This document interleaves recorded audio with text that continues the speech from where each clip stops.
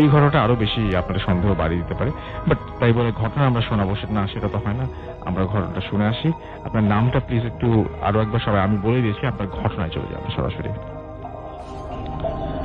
ধন্যবাদ। আজকে আমি যে ঘটনাটি শেয়ার করব, এটা আমি এই যে রমজান মাস গেল তখন আমি যশোরে গিয়েছিলাম ক্লাস নেওয়ার জন্য। আমি যেখানে মানে শিক্ষকতা করি, আমাদের ব্রাঞ্চ আছে যশোরে।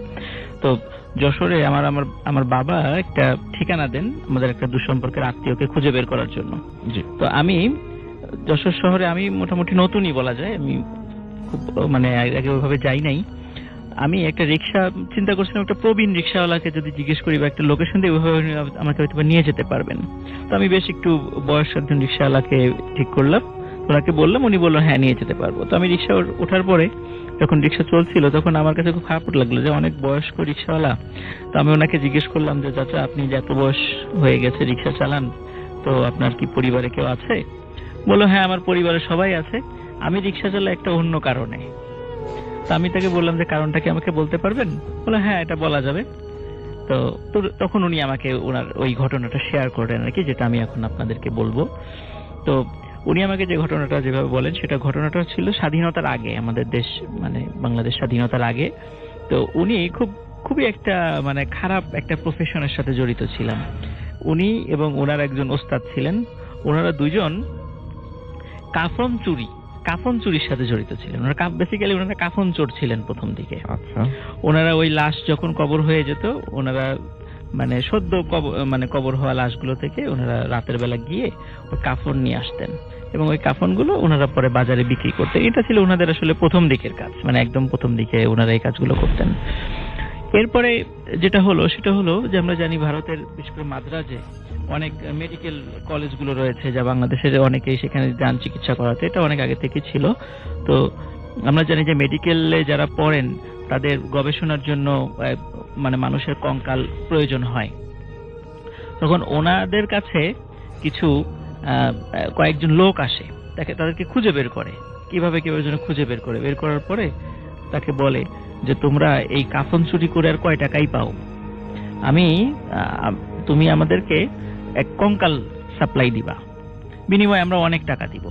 আচ্ছা। তো ওনারা তখন চিন্তা করে আসলেই তো কাফন চুরি করে আর ক টাকাই পাওয়া যায়, তো আমরা এখন থেকে কঙ্কাল সাপ্লাই দিব। কিন্তু কঙ্কাল কিভাবে সাপ্লাই দিব?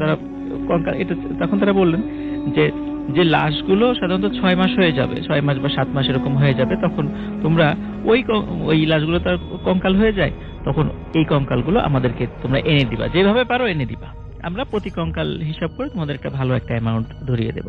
এবং সত্যি ওনারা ওই কাজ শুরু করেন। শুরু করার পর ভালো টাকা পয়সা ইনকাম করতে থাকেন। তখন এভাবে করতে করতে হঠাৎ কোত্থেকে একজন তান্ত্রিক তাদেরকে খুঁজে বের করেন। তখন তারা বলে, উনি তান্ত্রিক আবার তাদেরকে বলে যে এত কষ্ট করে লাশ চুরি করার দরকার কি, এত বড় কঙ্কাল টানাটানি করাও তো কত ঝামেলা, আমি যদি এর থেকেও ছোট কোনো কাজ দেই, তোমাদের আরো অনেক টাকা দিই, তাহলে রাজি হবা? বলে কি কাজ? তখন বললো আমি ঠিক যেই কবরগুলো বলবো তোমরা ঠিক আমি যেই দিন বলবো, যে সময় বলবো, ওই সময়ে গিয়ে ওই কবর খুঁড়ে শুধুমাত্র লাশের মাথাটা নিয়ে আসবা এবং আমি তোমাদেরকে অনেক টাকা দিব তার বিনিময়ে। তারা চিন্তা করলেন আসলেই তো মাথাটা তো নিয়ে একটা জায়গায় রেখে দেওয়া যায়, সহজে ক্যারি করা যায়, তো এই কাজটা অনেক সহজ এবং টাকার অ্যামাউন্টটা অনেক বেশি, সুতরাং আমরা ওটা করব না এটা করব। তখন তারা কি করে, এই তান্ত্রিকের কথা শুনে তান্ত্রিকের কাজ তারা নেয়। এবং তান্ত্রিকের এই কাজটা করাটা অত সহজ ছিল না, কারণ ওনারা যে কাজটা করতেন সেটা হলো তান্ত্রিক আগে তারা যারা করতেন যে কোনো কবর থেকে লাশ চুরি করে নিয়ে আসতেন, আর এখন যেটা হয় ওই তান্ত্রিক নির্দিষ্ট কিছু কবর বলে দেয়, তাদেরকে সেই অঞ্চলে গিয়ে ওইটা নিয়ে আসতে হয়। এটা বেশ কঠিন কাজ। তখন তারা যে কাজটা করতো, ওই অঞ্চলে গিয়ে আমরা গ্রাম দেশে যেটা বলি ডেইলি লেবার, যেটাকে গ্রামে কামলা বলে আর কি, ওনারা কামলা সেজে ওই এলাকায় যেতেন, ওই এলাকায় কাজ করতেন এবং ওই ঠিক নির্দিষ্ট দিনে ওনারা ওই লাশ খুঁড়ে, মানে ওই কবরটা খুঁড়ে ওই লাশের মাথাটা নিয়ে আসতেন, এবং এটা কেউ টের পেত না। ওনারা যখন লাশটা নিয়ে আসতেন তখন আবার ওই কবরটা ঢেকে কারো বোঝার কোনো উপায় ছিল না যে এখান থেকে এটা কেউ নিয়ে গেছে। তো এটা নেওয়ার সময় আমি তাকে জিজ্ঞেস করেছিলাম যে এই লাশগুলো যখন নিতেন, মাথা নিতেন, তখন কোনো ভয়ের ঘটনা ঘটতো না? তখন বলছে হ্যাঁ, তখন অনেক ভয়ের ঘটনা ঘটতো।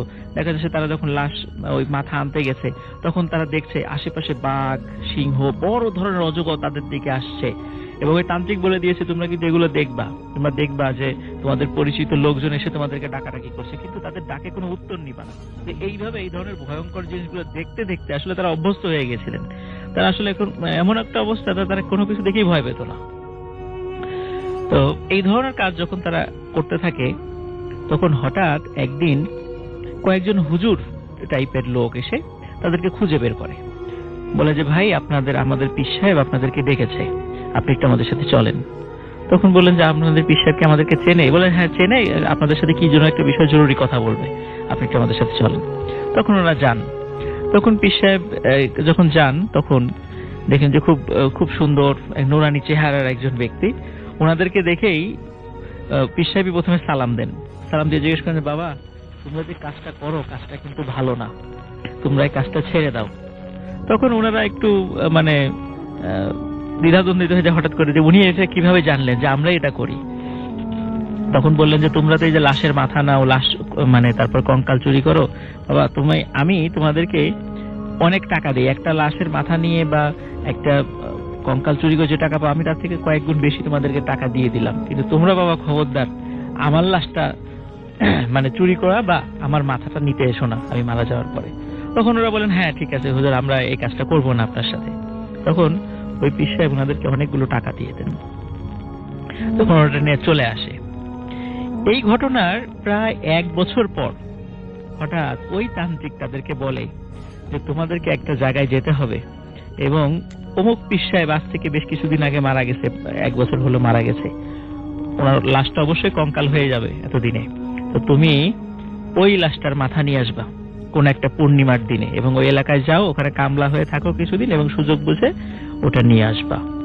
তখন ওনারা সেখানে যান, ওভাবে কামলা হয়ে কিছুদিন কাজ করেন, এবং ওই পীর সাহেবের একটা ওসিয়ত ছিল যে উনি মারা যাওয়ার পরে একটা মানে জঙ্গল টাইপের একটা এলাকা দেখিয়ে গিয়েছিলেন, যে তার কবরটা যেন ওখানে দেওয়া হয়, এবং তার কবরটা হবে সম্পূর্ণ মাটির কবর, চারদিকে কোনো কিছু ঘেরা থাকবে না, এবং কবরটা যেন একসময় মানে মিশে যায়, তার কবরের জন্য কোনো অস্তিত্ব না থাকে, যাতে করে কোনো মানুষজন সেটাকে মাজার বানিয়ে কোনো কাজ করতে না পারে, এরকম তার একটা ওসিয়ত ছিল। তো ওনারা দিনের বেলা গিয়ে কবরটা ফাইন্ড আউট করে এসেছিলেন যে কোথায় এই কবরটা, ওনারা একটা চিহ্ন দিয়ে এসেছিলেন।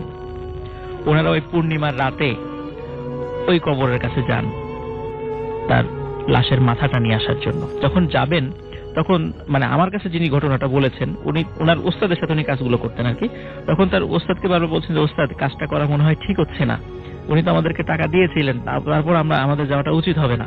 তখন ওস্তাদ বলছিলেন যে কেন যে যাচ্ছি আমি নিজেও জানি না, আমার মনে হচ্ছে কিসের জন্য আমার একটা আকর্ষণে সেখানে একটা টান অনুভব করছে, যে কি জন্য যাচ্ছি আমি নিজেও জানি না। তবে আমি তওবা করছি যে আজকের এই ঘটনাটা আমি ঘটানোর পরে আমি আর যাব না, আর কখনো আমি এই ধরনের কোনো প্রফেশনে থাকবো না, আমি ভালো হয়ে যাব, উনি নিজে থেকেই বলছেন।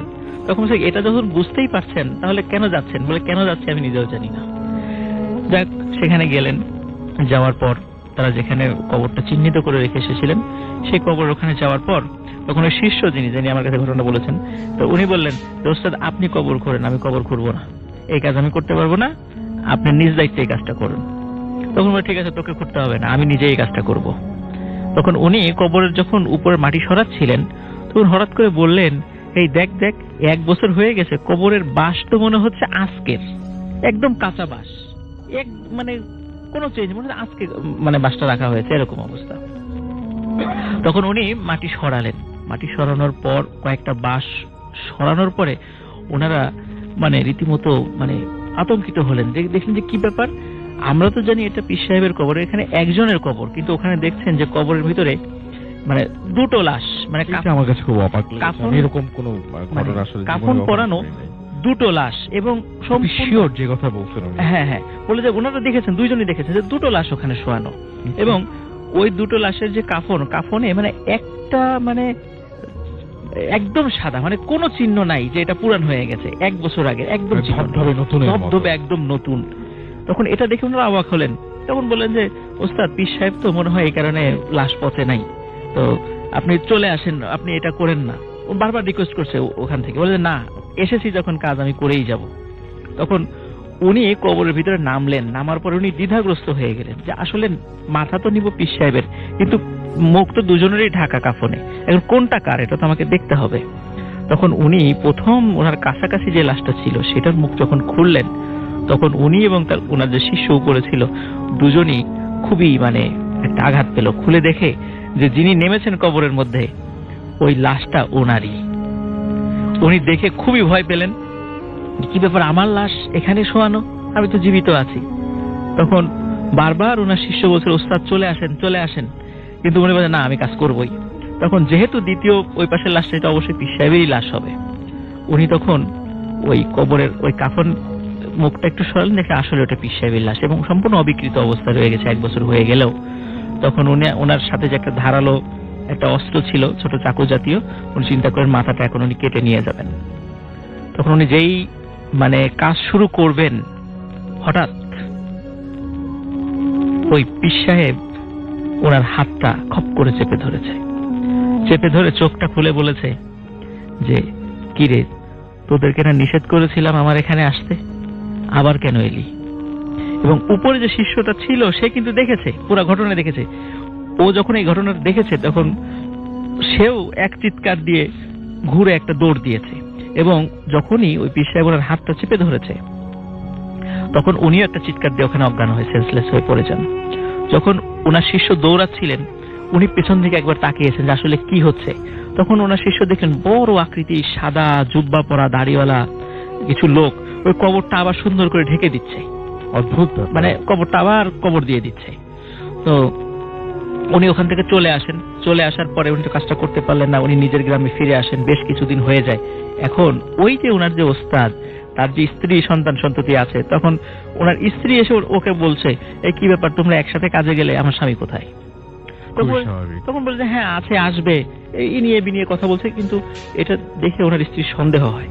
তখন বলে যে তোমরা রাত বিয়েতে কি কাজ করো, নিশ্চয়ই তুই আমার স্বামীকে মেরে ফেলেছিস, এরকম কথা বলতে থাকে। বলে না আমি মারি নাই, উনি আসবে, এরকম মানে কথা বলে এড়িয়ে যাওয়ার চেষ্টা করে। কিন্তু বলে যে সত্যি করে বল, না হলে কিন্তু আমি পুলিশের কাছে যাব। তখন উনি ভয়ে সব সত্য কথা বলে দেয়। কিন্তু আসলে এই ধরনের কোনো কথা মানুষের বিশ্বাস করার কথা নয়। তখন ওনার স্ত্রী বিশ্বাস করে না, তখন বলে যে আমি অবশ্যই পুলিশের কাছে যাব, তুই আমার স্বামীকে মেরে ফেলেছিস। তখন ওই লোকটি আরো কয়েকজন লোকের কাছে বলে যে আসলে এই ঘটনা ঘটেছে। তখন ওনারা ওই পীর সাহেবের কবরের কাছে যান, কিন্তু পীর সাহেবের মুরিদরা কিছুতেই ওই কবরটা খুঁড়তে দেবে না। বলে না আমরা পীর সাহেবের কবর খুঁড়তে দিব না। তো অনেক রিকোয়েস্ট করার পরে দেখেন, মানে সব ঘটনা বলার পরে তখন বলেছে ঠিক আছে তাহলে খোলেন। এবং রাসেল ভাই খোলার পরে দেখা যায় সত্যি ওই যে চোর যিনি নেমেছিলেন ভিতরে, উনি ওখানে মরে পড়ে আছেন এবং ওনার হাতটা খুব শক্ত করে ওই পীর সাহেব চেপে ধরে রেখেছেন। পীর সাহেবও উনি শোয়া শায়িত, কিন্তু ওর ভিতরে কিন্তু দুটো লাশ নাই। ওই যে কাফন পরা যে দুজনের লাশ ছিল সেটা না, ওই একটা পীর সাহেবের লাশ আর একটা উনি যে অবস্থায় নেমেছিলেন সেই অবস্থায় মরে পড়ে আছেন। এবং তার লাশটাও পচে নাই, 10-12 দিন হয়ে গেছে ঘটনা ঘটার পরে, কিন্তু তার লাশটা সম্পূর্ণ অবিকৃত রয়ে গেছে। তখন ওনারা অনেক চেষ্টা করেছিলেন পীর সাহেবের হাত থেকে ওনার হাতটা ছোটানোর জন্য, যে ছুটিয়ে লাশটা ওখান থেকে তুলে ফেলবেন, পারেননি। কিন্তু অদ্ভুত ব্যাপার, কিছুতেই এই হাতটা ছোটাতে পারেন নাই ওনারা। অবশেষে ওই কবরের মধ্যেই আবার মানে ওই লাশটা ওখানে রেখেই কবর দিয়ে উঠে আসতে হয়। তো এই ঘটনা যখন ঘটলো, সবাই জানাজানি হলো এই ঘটনা, তখন যে ব্যক্তি আমাকে এই ঘটনাটা শেয়ার করেছেন উনি বলছেন যে ঘটনা কিছুদিন পরে উনি স্বপ্নে দেখছেন যে ওই যে ওনার যে ওস্তাদ যে লাশ চুরি করতে গিয়ে মারা গেলেন, তো উনি খুব সুন্দর একটা বাগানের মধ্যে মানে ঘুরে বেড়াচ্ছেন এবং ওনার চেহারা খুব সুন্দর, মানে অদ্ভুত রকমের, মানে একটা বেহেশতি চেহারা আর কি। তখন ওনার ওস্তাদকে বলছেন কি ওস্তাদ, আপনি তো খুব খারাপ লোক ছিলেন, আপনি লাশ চুরি করতে গিয়ে মারা গেলেন, তো তারপরেও আপনি কেমন আছেন? বলে আমি খুব ভালো আছি। বলে আপনি কিভাবে ভালো থাকেন? তখন বললেন যে আমি খারাপ, কিন্তু যেই ব্যক্তির সাথে আমি শায়িত আছি আল্লাহ তাআলা ওনার মানে ওসিলায় আমাকে আল্লাহ মাফ করে দিয়েছেন। এটা স্বপ্নে দেখছেন উনি স্বপ্নে দেখছেন, এবং উনি স্বপ্নে ওনার ওস্তাদ তাকে বলেন যে তুই যতদিন জীবিত থাকবি তুই কখনোই আর এই ধরনের কাজে যাবি না, যত টাকাই আসুক অফার আসুক তুই কখনোই কাজে যাবি না, আর তোর শরীরে যতদিন শক্তি থাকবে অল্প সময় হলেও তুই রিক্সা চালাবি এবং বাকি জীবনটা তুই আল্লাহর রাস্তায় কাটাবি। তার কাছে শুনবো একটা প্রথমে একটা বড় ঘটনা দিয়ে আমরা শুরু করি, কি বলেন রাসূল ভাই? Thank you. The last one. এই ঘটনাটা হচ্ছে আপনার আমাকে বলেছে নাইম হোসেন টনির বন্ধু রঞ্জু আর কি, ওর লাইফের ঘটনা আর কি নিজের। জি, তো ওই ঘটনাটা শুরু করে রাসেল ভাই। জি প্লিজ। রঞ্জুরা অ্যাকচুয়ালি তারা হচ্ছে আপনার পশ্চিমবঙ্গের, হ্যাঁ, মানে ওদের ফ্যামিলি ট্রি যেটা এসছে ওখান থেকে, এবং ওরা সেটেলড বাংলাদেশে। আচ্ছা। তো ও ওর লাইফ টাইমে কখনো ওখানে তখনও যায়নি আর কি, যখন পর্যন্ত এই ঘটনাটা শেয়ার করে সে। তো তখন সে যখন আপনার ইন্টারমিডিয়েট যখন যে পাস করে তখন তার যাওয়ার সুযোগ হয়। তো সে খুব কিউরিয়াস থাকতো, তার ফ্যামিলিকে জিজ্ঞেস করতো যে মানে কেন আমি যেতে পারি না, তোমাদের মধ্যে তো অনেকেই যায়, হ্যাঁ, তোমরা যাও ওখানে বেড়াও ঘুরে আসো, আমাকে তোমরা নাও না, এটা খুব একটা অ্যাবনর্মাল জিনিস, আমার বোনও গিয়েছে। তো ওরা বলে যে ফ্যামিলি থেকে ওকে সবসময় বলা হতো যে না, কোনো কারণ নাই, তোমার এখন যাওয়ার দরকার নাই, তুমি পড়াশোনা করো, time for you to study, এখন যাওয়া। তো ওর কাছে জিনিস একটু রহস্যময় লাগতো, বাট ওকে যেতে দেওয়া হয় কাইন্ড অফ লাইক, ও জোর করেই যায় ওর যখন ইন্টারমিডিয়েট পরীক্ষা হয়ে যায়। আচ্ছা। তো ওখানে যাওয়ার পর ওকে দেখে যে ওকে যার কাছে দিয়ে দিয়েছিল সেটা ছিল ওর আপনার একজন জেঠি বলে আর কি, মানে ওর মানে চাচা, বড় চাচার ওয়াইফ তাকে, এবং তাকে ব্যাপক ইনস্ট্রাকশন দেয় রঞ্জুর মা। এটা সে তখন জিনিসটা অ্যাবাউট লাইক কি দেয় ওর তখন সে খেয়াল করতে পারেনি। আচ্ছা আচ্ছা। কোথাও মানে যেতে দেওয়া হবে না বা সামথিং লাইক দ্যাট, যাকে আপনার বাইন্ড করে রাখা। তো ওর কাছে তখন জিনিসটাই লাগে যে হয়তো আমি যাচ্ছি দেশের বাইরে ফার্স্ট, এবং আমার হয়তো ওখানে কিরকম কি আমি তো জানি না, হয়তো আমাকে এই কারণেই রাখা হচ্ছে বা এই ধরনের কোনো কথা বলে দেওয়া হচ্ছে ফ্যামিলির কাছে। তো এটাতে বেশ কনফিউজ থাকে, বাট সে মনে করে যা আমি ওখানে গেলে আমাকে কে পায়, আমি ঘুরবো ফিরবো আনন্দ করবো। তো যেটা হয় যখন ও যায়, যাওয়ার পরে ওদের যে অ্যাকচুয়াল যে বাড়িটা আর কি সেখানে যখন নিয়ে যায়, সেটা হচ্ছে ওর দাদার মানে দাদাদের আর কি পূর্বপুরুষদের যে ভিটা আর কি, বিশাল। তো বলে দেখে যে শোনে যে ওইটা একসময় ওর দাদার পূর্বপুরুষরা জমিদার ছিল এবং তাদের বিশাল পুরানো বাড়ি টাড়ি পড়ে রয়েছে, অনেক হেরিটেজ সহ ভেতরে। আচ্ছা। তো ওর কাছে খুব ভালো লাগে। তো ওকে ওখানে বলেই দেয় যে তুমি এখানে আসছো বাবা, তোমার কিছু জিনিস আছে যেটা তুমি নিজের মেইনটেইন করতে হবে, যে তুমি একা একা ঘুরবে না, তোমার যদি ঘুরতে ইচ্ছা হয় তুমি কাউকে সাথে নিয়ে ঘুরবে এবং তোমাকে সে দেখাবে কোথায় নিয়ে যাবে সেই, আর তুমি তো এই বাড়িরই লোক, হ্যাঁ এসেই। তো তখন সে বলে যে আমি ঘুরবো না কেন, আমার তো স্বাধীনতা আছে, আমি যখন ঢাকায় ছিলাম আমি এই জায়গায় যেতাম ওই জায়গায় যেতাম, আমাকে কেউ বাইন্ড করতো না, নিজের মতো থাকতাম। বলে না, এটা তো ঢাকা না, এটা তুমি আরেকটা জায়গায় এসছো এবং এখানে তুমি কখনো এর আগে আসো নেই, এবং এটা পুরনো বাড়ি, এখানে অনেক কিছু আছে। তো বলে অনেক কিছু বলতে কিরকম? তো বলে যে এখানে আছে, কুয়াও আছে, লুকানো কুয়া, সুড়ঙ্গ, হ্যাঁ, যেখানে তুমি পড়ে গেলে হারাই যেতে পারো। তো বলে যে এরকম জিনিস কি আছে, আনঅ্যাটেন্ডেড থাকে? বলে হ্যাঁ আছে, হয়তো এখন সময়ের জন্য ওই জায়গাগুলো হয়তো ভরাট হয়ে গেছে কোনোভাবে, বা ওটার মানে এন্ট্রান্সের মধ্যে স্ল্যাব ট্ল্যাব দেওয়া ছিল সেগুলো পুরান হয়ে গেছে। প্রিয় লিসেনার, ভয়ের জগতে সকলকে জানাই স্বাগতম। চলে আসলাম ভৌতিক কিছু বাছাই করা ঘটনা নিয়ে। আপনারা যারা প্রতিনিয়ত ভূত এফএম শোনেন অবশ্যই কমেন্ট বক্সে জানিয়ে দেবেন কোথায় থেকে শুনুন। প্লাস জমিদার বাড়ি পুরান, এখানে সাপ খোপ আছে, এইসব অনেক কিছু বলবো, কিন্তু ওর কাছে যুক্তিটা আসলে সঠিক মনে হয় না, যে আমি একটা গ্রোন ছেলে, আমাকে এইভাবে করে রেস্ট্রিকশন কেন দেবে। এনিওয়েজ, তো এটা শুনে সে মোটামুটি থাকে। তো ফার্স্ট দিন সে হালকা পাতলা ঘোরাফেরা করে, মানে সে যায় না, মোটামুটি মেনেই চলে, এরকমই চলে, এবং সে অনেকের সাথে গল্প করে। তো ও একটা জিনিস দেখে যে ওকে খুব সমীহ করে সবাই, সমীহ করে চলে, এবং ওকে যে একটা ছেলেকে অ্যাসাইন করা হয়েছিল ওকে ঘোরানোর জন্য, তো ও তাকে জিজ্ঞেস করে যে আচ্ছা আমাকে দেখে মানুষ ভয় পায় কেন, আমি তো আসলে ভয় পাওয়ার মতো কিছু করতেছি না, প্লাস আমি তো এখানে এসে আমার আচরণটাও একটু ডিফারেন্ট, আমি তো ওরকম করছি না। তো ওকে কিছু বলে না। তো পরে এক সময় সে যখন ফ্রি হয়ে যায় তখন বলে কি, দেখেন আপনার ফ্যামিলি মেম্বার আছে সবাই একটু রাগী টাইপের, যাদেরকে আমরা চিনি তারা খুব রাগী এবং খুব অন্য টাইপের ছিল, মানে সহজেই করেন, তো কোন সময় কিসে মাইন্ড করেন রাগ করেন সেটা তো আমরা জানি না এসে। তো তখন বোঝে, ও জানতো যে তার বাবার কথা, তার বাবা ইজ ভেরি সফট হার্টেড মানুষ, তো চিন্তা করেন আমার বাপ তো এরকম না, এই ধরনের কথাবার্তা কেন বা কি। তখন তার ইন্টারেস্ট একটু বাড়ে ব্যাপারটা নিয়ে। তো এটা আরেকটু ইনকোয়ারি করার চেষ্টা করে, একটু আশেপাশে মানুষের কাছে যায়, যাদের সাথে পরিচয় হয় জিজ্ঞেস করে কে ছিল আমার, কে কি। তখন তার ব্লাড ট্রি সম্বন্ধে বলে যে আপনাদের ব্লাড লাইন এরকম। ও যেটা ফাইন্ড আউট করে যে তার যারা আসল পূর্বপুরুষ ছিল তারা অনেক অত্যাচারী ছিল এবং ব্যাপক রকমের অত্যাচার তারা চালাতো এখানে, এবং সেগুলো শুনে সে বেশ আপনার জানতে পারেন যে এটা খুব মানে ব্যাপক ছিল। তো জেনে নিজের কাছে একটু খারাপ ফিল করে। তো যাই হোক, বাসায় যখন থাকে রাতের বেলা বলছে যে ওই যে রুমটাকে ওকে দেওয়া হয়েছিল সেটার পাশ থেকে আপনার পানি দেখা যায়, নদীর মধ্যে দেখা যায় পাশে, এবং ও খুব দেখে সুন্দর বাতাস আসে, রুমটা ওখানে থাকে। তো ওকে বলে যে তুমি রাতের বেলা জানলাটা বন্ধ করে দিবে। ওর যে জেঠি আসে বলে তুমি রাতে জানলা বন্ধ করে দিবে, এটা খুলবা না। এবং ওকে কিছু ওদের নিজস্ব কিছু মানে যে মালা টাইপের কিছু জিনিসপত্র, যেটা হয়তো ওদের রিলিজিয়াস ইস্যু আছে, সেগুলো বলে যেগুলো বিছানার কাছে রাখবা, বিছানা থেকে উঠবা না, বিছানা থেকে যখন উঠবা শব্দ করে উঠবা, কোন রকম আনইউজুয়াল কিছু যদি তুমি দেখো এখান থেকে শব্দ করবা যাতে আমরা এখানে আসতে পারি, মানে বিভিন্ন রকম ইনস্ট্রাকশন দিন। তো ও ফার্স্ট মনে করে যে এই সব দিকটা হচ্ছে যে আমি এখানে আসছি মনে করতেছে আমি বাচ্চা ভয় পাবো, সেটা কেয়ার করে না, উনি অতটা সিরিয়াসলি না, মোটেই সিরিয়াস করে। এবং যেই মালা তাকে দিয়ে দিয়েছিল হাতে পেঁচাইতে বা সামথিং, সেটা সে রাত্রেবেলা খুলে রেখে দেয় এক কোনায়। সে তার মতো আরাম করে রাতের বেলা যায়, বলে যে জানলা খুলে আপনার সিগারেট বের করছে সে খাওয়ার জন্য।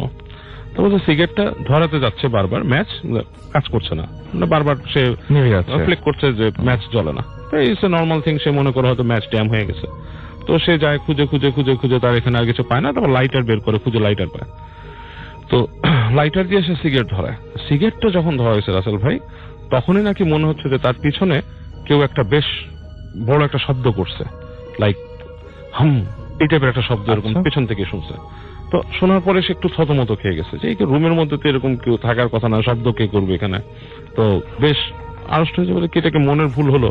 যাই হোক, সে সিগারেট খেতে থাকে এবং জানলা খুলে দিচ্ছে। সে ঘরের মধ্যে সুন্দর হাওয়া ঢুকতেছে এবং এক পর্যায়ে সে এসে সিগারেট বন্ধ করে এসে যে তার খাটে বসে সে লাইটটা নিভাই দিছে। রুমের লাইটটা যখন নিভাই দিছে, তখন সে দেখতেছে যে ওই যে সে খোলা জানালাটা, সেখানে কোন একটা মানুষ দাঁড়ায় আছে, মানে ওই ঠিক জানলা সোজা একটা মানুষ দাঁড়ায় আছে।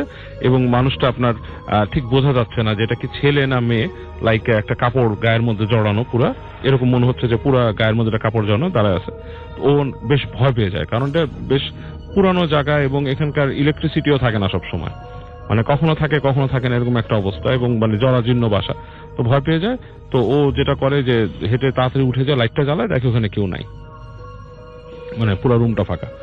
তো জিনিসটা ওকে প্রথম দিন খুব টাচ করে। ও সকালে উঠে বলে যে আমি এখানে একটা মানুষকে দাঁড়ান দেখছি এসে। তখন বলছে যে তোমাকে যেসব প্রসিজার আমরা বলছিলাম যে তোমাকে মালাটা তুমি এগুলো ঠিক মতো রাখতে বলছে যে না, এগুলো রাখিনি।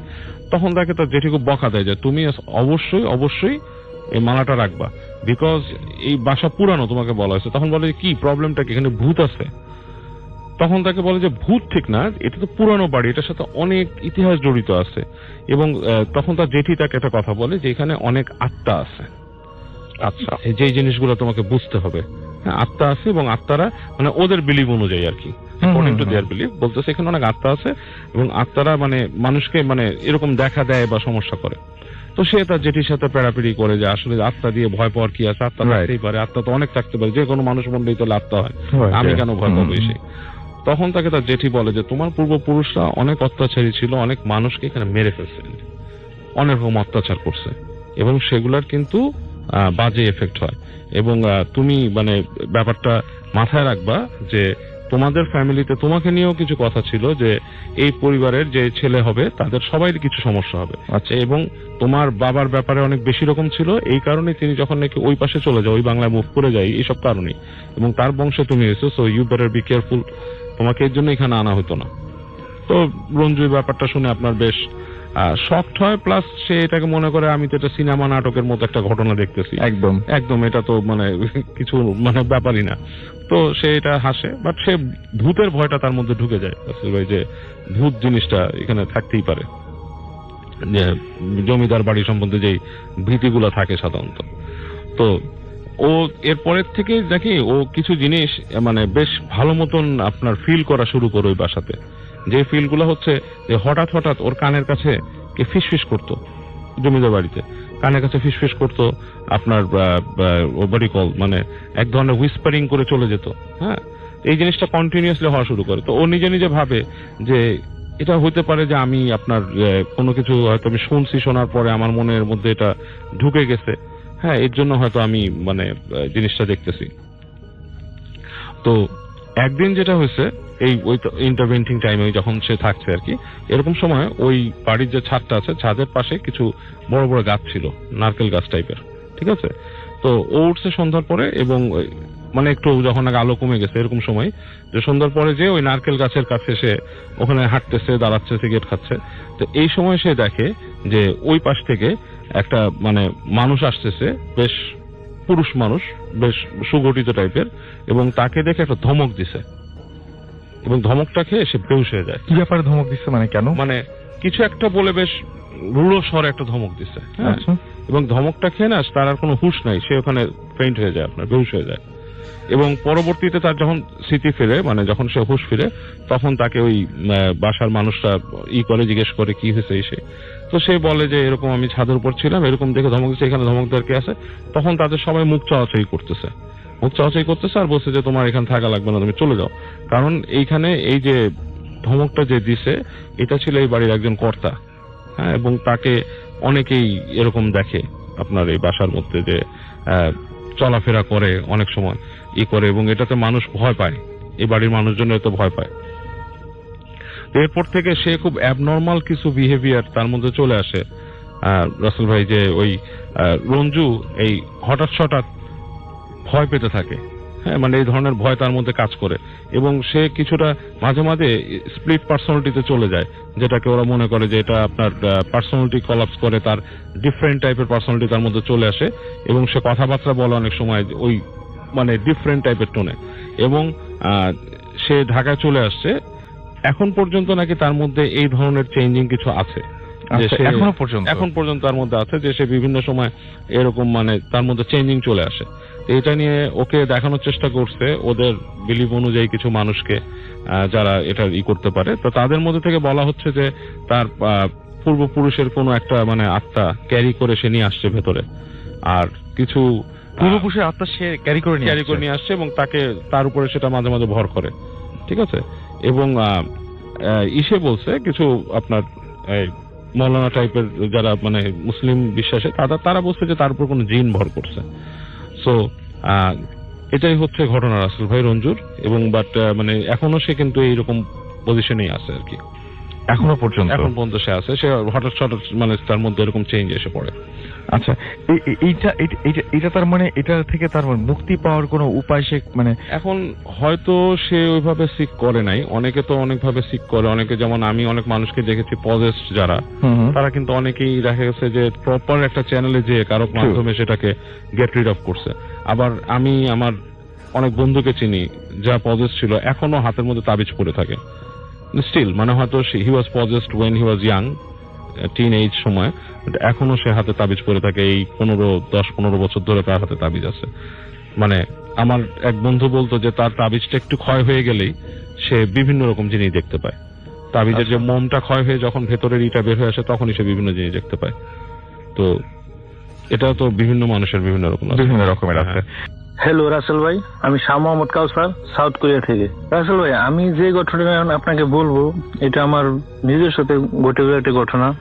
তো আমি যখন 2013-এ কোরিয়াতে আসি, আসার পরে কোনো একটা কারণে আমার প্রথম যে কোম্পানি আমাদের দেশ থেকে নিয়ে আসে, ওখানে একটা সমস্যার কারণে আমি কোম্পানিটা চেঞ্জ করার পরে আমার সাথে বরিশালে বড় ভাই ছিল, তো বললো যে স্যার কেমনে কি করা যায়, চলো আমরা দুই ভাই মিলে ভালো একটা কোম্পানিতে ঢুকে যাই। আচ্ছা বললাম। তো সিউল থেকে প্রায় আপনার ধরেন ওটা একটু বাইরে সাইডে মানে গ্রাম সাইডে একটা কোম্পানিতে মানে। হ্যালো রাসেল ভাই, আমি শাহ মোহাম্মদ কাউসার, সাউথ কোরিয়া থেকে। রাসেল ভাই, আমি যে ঘটনাটা আপনাকে বলবো, এটা আমার নিজের সাথে ঘটে গেছে একটা ঘটনা। তো আমি যখন 2013-এ কোরিয়াতে আসি, আসার পরে কোনো একটা কারণে আমার প্রথম যে কোম্পানি আমাদের দেশ থেকে নিয়ে আসে, ওখানে একটা সমস্যার কারণে আমি কোম্পানিটা চেঞ্জ করার পরে আমার সাথে বরিশালে বড় ভাই ছিল, তো বললো যে স্যার কেমনে কি করা যায়, চলো আমরা দুই ভাই মিলে ভালো একটা কোম্পানিতে ঢুকে যাই। আচ্ছা বললাম। তো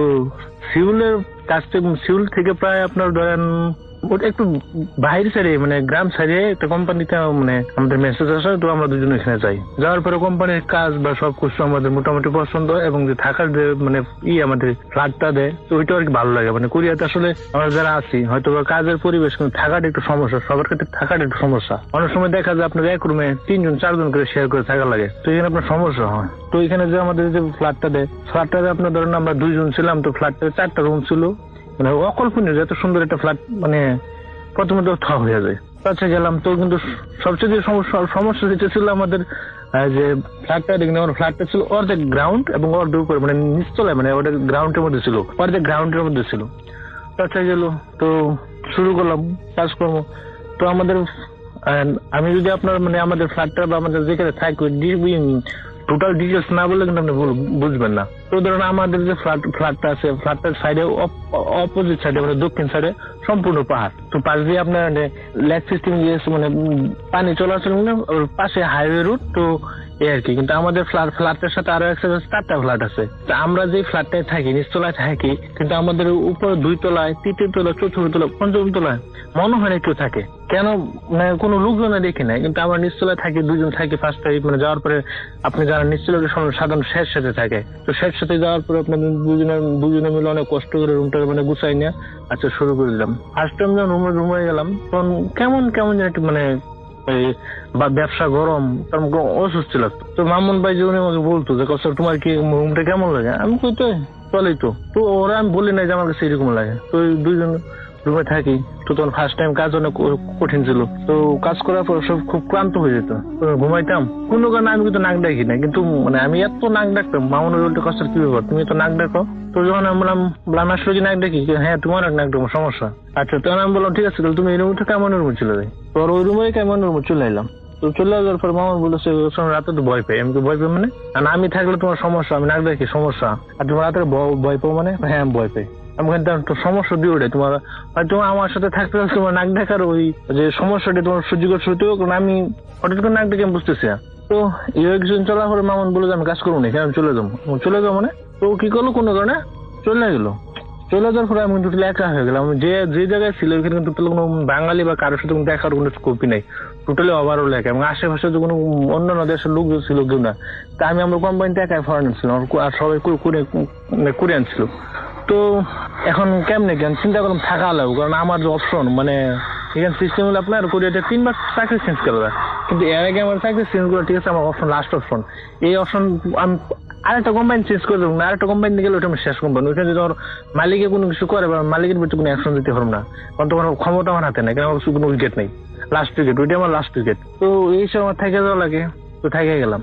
এখানে আরেকটা ঘটনা আসলে মিস করছি। যখন আমরা 2 জন একসাথে ছিলাম তখন ওই আমাদের এখানে গ্যাস্ট আসছিল। গ্যাস্ট আসার পরে কিন্তু মামুন ভাই বিয়ে করে না, আমি বিয়ে করি না। তো আমার তো আমি ফোনে কথা হয় না, কিন্তু যে আসছিল ও বিয়ে করে না, ঠিক আছে, বিয়ে করার মতো গার্লফ্রেন্ড ছিল। তো ওর সাথে ফোনে কথা বলতো। তো বললো যে তোমাদের 2 রুমে থাকো, তো আমি কথা বলবো, সমস্যা তোমাদের, পাশের রুমে শুই। তো যে পাশের রুমে শুইছে, আচ্ছা ভালো করে। রাত যখন প্রায় 2টা বা 2:30 এরকম হয়, হঠাৎ করে দেখি আমার রুমের আচমকা দরজা ধাক্কা মারে কে যেন ঢুকলো। আমি মানে তোর কাছে সমস্যা, কি সমস্যা? আমি 12টার পর থেকে দেখতেছি ওখানে মানে ঘুমানোর চেষ্টা, ফোনে কথা বলতেছি কিন্তু পারতেছি না। আমি লাস্টে সহ্য না করতে চলে আসছি, মানে কি হয়েছে। যখন আমি ফোনে কথা বলতেছি দেখি কে যেন পায়ের কাছে। আমি কেমন দেখছো? আমি মনে করি আমার পায়ের কাছে। যখন আমার পায়ের কাছে যাই তখন যেমন কি আমার ডান পাশে সরে যাইতেছে, এরকম মানে চতুর্দিকে রাউন্ড করতেছে। এক পর্যায়ে আমি আর সহ্য করছি না, পরে আমি এখানে চলে আসি। আমি পরে হাসি ওরাই দিচ্ছে, পাগল কি বলবে আছি তুমি আমার পাশে শো। তো আমার পাশে তখন শুয়ে রয়েছে। আচ্ছা, এই কাহিনী গুলো তো সবাই চলে যাওয়ার পরে তো হঠাৎ মাঝে মাঝে আমার রাত্রে যখন থাকতাম, তো রাত্রে আমি একটা স্বপ্ন দেখতাম, প্রায় স্বপ্ন দেখতাম, মাঝে মাঝে দেখতাম কোরিয়ান একটা বাচ্চা, পিছিয়ে বাচ্চা এবং কোরিয়ান একটা মহিলা। তখন বলতো যে এগুলো আমার চেয়ার, এগুলো আমার টেবিল, এগুলো তুই ইউজ করিস কেন? তো তুই এগুলো ইউজ করতে পারবি না, তো আর এখানে থাকাস, এটা আমাদের বাসা, তুই এখানে কে? মানে ওদের বাসায় আমাকে বলা, মানে কোরিয়ান বাসায় আমাকে মাঝে মাঝে স্বপ্ন বললাম দিস। তো ওইগুলো আমি তখন তথাটি কি হইতেই পারে। তখন প্রথম একা একা। আর একটা কথা বলে রাখি, আমি কিন্তু আসলে গ্রামের ছেলে, গ্রামে বড় হয়েছি, বা মানে এই বিষয়গুলো টোটালি একটু নিজের কাছেই আছে, তো আমল দিতাম না। তো তারপরে কিছু সমস্যা হলো, রাত্রে মাঝে মাঝে হঠাৎ করে শুয়ে রয়েছি, হঠাৎ করে দেখি আমার পায়ের কাছ থেকে, মানে পার পাতা থেকে, মানে হঠাৎ করে আস্তে আস্তে ধীরে ধীরে করে, ঠিক আছে, আমার পা অবশ্যই ঠিক আছে, কেবেন দেখে উপরে, মানে বুঝতেছি মানে আলতো আলতো করে আমার নিচে পায়ের পাতা থেকে উপরে গেছে। হঠাৎ করে এসে বুকের উপর বসা এরকম চাপ দিয়ে ধরে, তখন আমি নড়তেও পারি না, চড়তেও পারি না, কোনো কিচ্ছু না, মনে হয় যে শেষ, এই মুহূর্তে শেষ। এর মধ্যে মাঝে মাঝে তোমার অনেক কিছু বলি, দোয়া টোয়া যেগুলো পারি ওগুলো বললে, ঠিক আছে, মাঝে মাঝে যাকে দুইটা করি, তখন কি হয়, মানে তখন নিজেই হয়ে যায়, আমার সাথে কি হচ্ছে বুঝতেছি না। তো আবার সেমে আবার পানি টেনে খাই, যখন আবার সুইজন চোখটা যখন লেগে আসবে, মানে ঘুমটা হবে, সেমে কি কাহিনী। যেদিন রাতে এটা হওয়া শুরু করে আপনার 5 বার 7 বার, মাঝে মাঝে সারাদিন বসে কাটাইতে হয়। মাঝে মাঝে আমি এরকম হয়ে যায়, মাঝে মাঝে নিজে চিনলাই যে তুই এখানে থাকো, আমি থেকে তোর সমস্যা কি?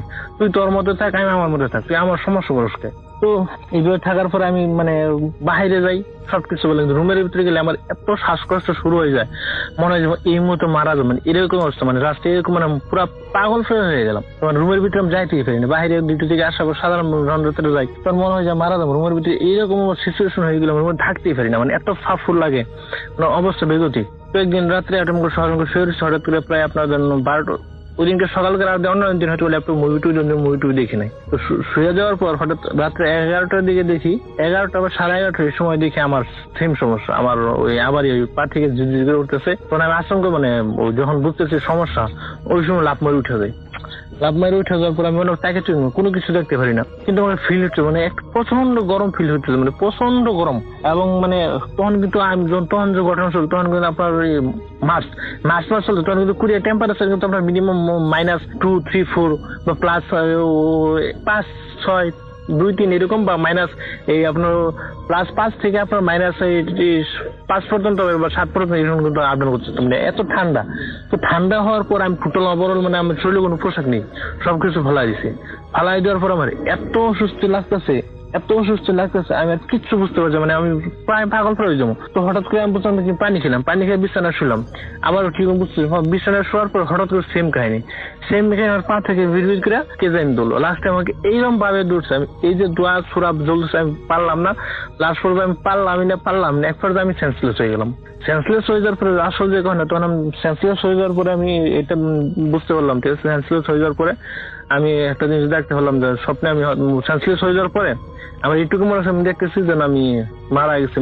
সেম পিচ্ছি বাচ্চারা আমার বলতেছে, আমার কাছে এসে বলতেছে যে কি ব্যাপার তুমি, তুমি তো আগে স্বপ্ন আইতা, তুমি আমার সামনে আমার কেমনে আসলা, মানে তুমি তো মারা গেছো।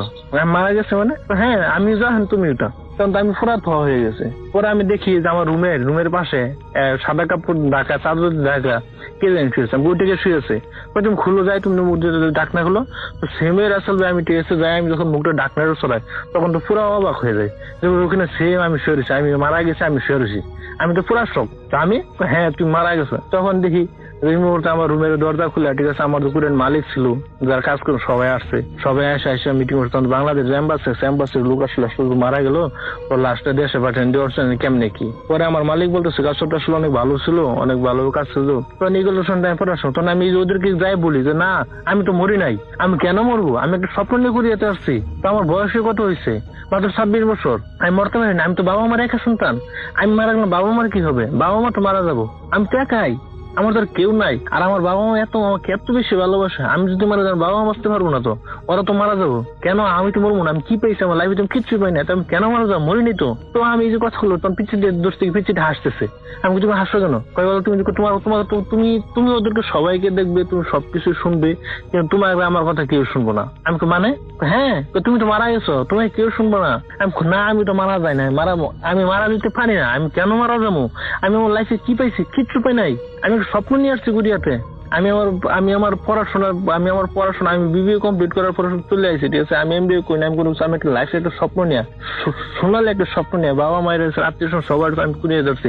আমি তো মরতে পারি না, আমার মরার বয়স হয় নাই, তো কেন মরি নাই। তো এইগুলো তখন ও হাসতেছে, ও মানে একটা ভয়ানক বড় একটা হাসতেছে, পিছিয়ে ছেলেটা তো ভয়ানক বড় হাসতেছে, আমার চতুর্দিকে হাসতেছে, শুধু হাসতেছে। তো আমি পুরা মানে আমি কি করলাম কিচ্ছু বুঝছেন। তখন সবাই দেখলাম আমাকে নিয়ে ওখানে চলে যেতেছে, তখন বললাম যে না আমার কোথায় নিয়ে যেতেছে, আমি তো মরি নাই, আমাকে কেন নিয়ে যাবে, কেন কোথায় নিয়ে যাও। তো এইগুলো কথা বলতে মানে পুরো আমি হঠাৎ করে ওইখান থেকে আমি তখন এই করে নিয়ে যাবে, তখন এই মুহূর্তে হঠাৎ করে আমার ঘুম ভেঙে যায়। তখন ঘুম ভাঙার পর আমি চাই দিই আমার সমস্ত শরীরে ভিজে, মানে গামে ভিজে, আমার মানে ওই কি বলবো রাস্তা দুটো ওভারঅল পানি শরীরে, যদি করে আমার একটু পরিমাণ শক্তি, তাহলে অনেক কষ্ট করে আমি শোয়া থেকে বললাম আমার সমস্ত শরীরটা ব্যথা হয়ে গেছে, আমি অনেক কষ্ট করে আসলে বিছানা থেকে উঠেছি। আমি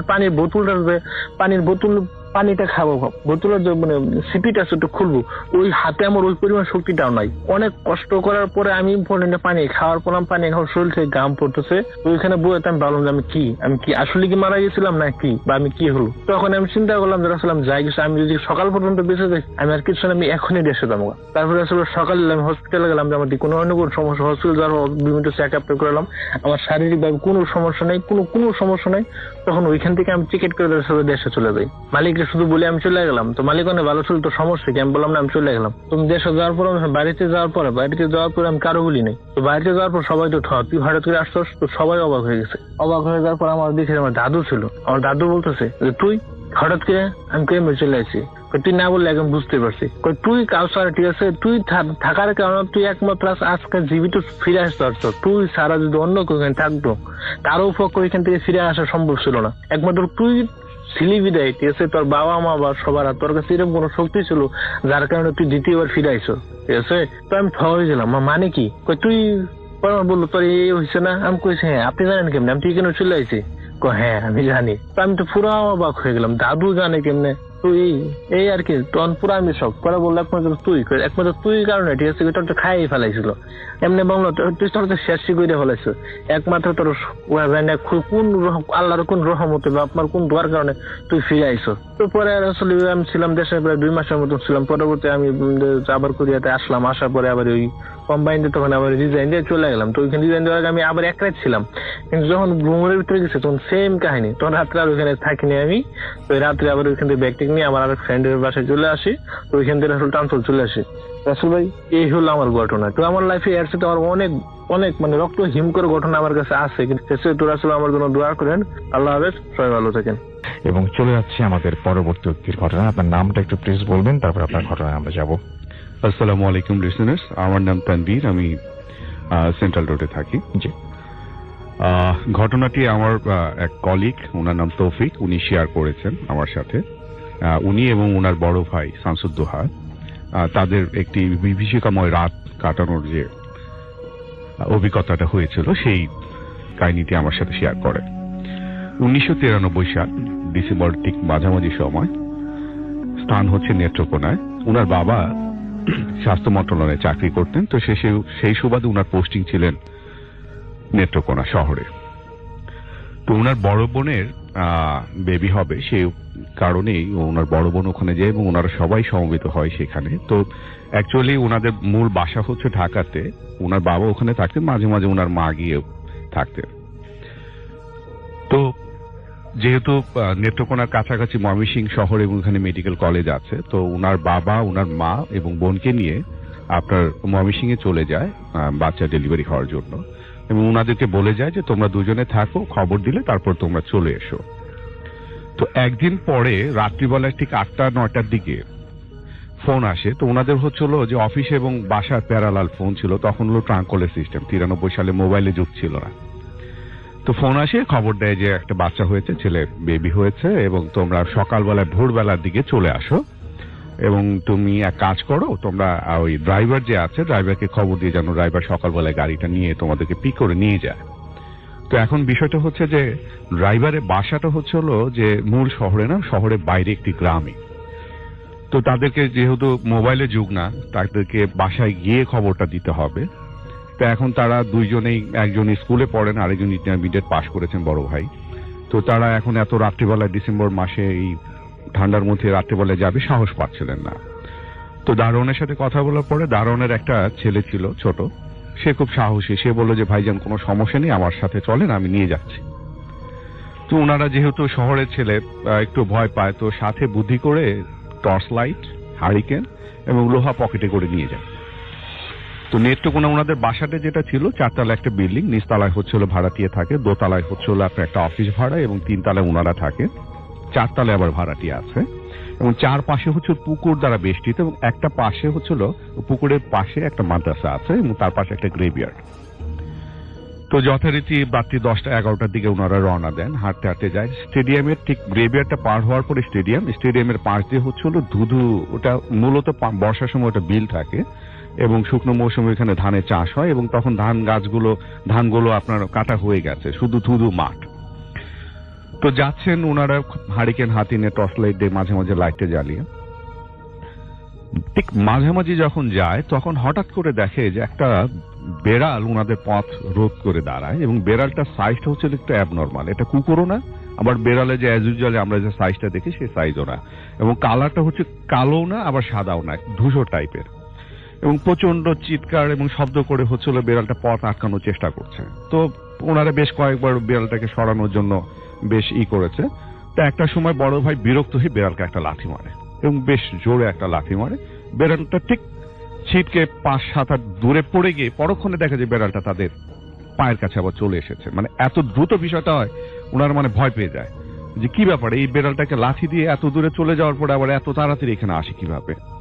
তো যাই হোক, পরে যে ছেলেটা, যে দারোয়ানে যে ছেলেটা ছিল, সে তার হাতে একটা লাঠি ছিল, সে লাঠিতে বিড়ালটাকে সরিয়ে দেয়। বিড়ালটা একটা পাশে একটা ছোট একটা গাছ ছিল, গাছের উপরে উঠে গিয়ে ওখান থেকে চিৎকার দেওয়া শুরু করে।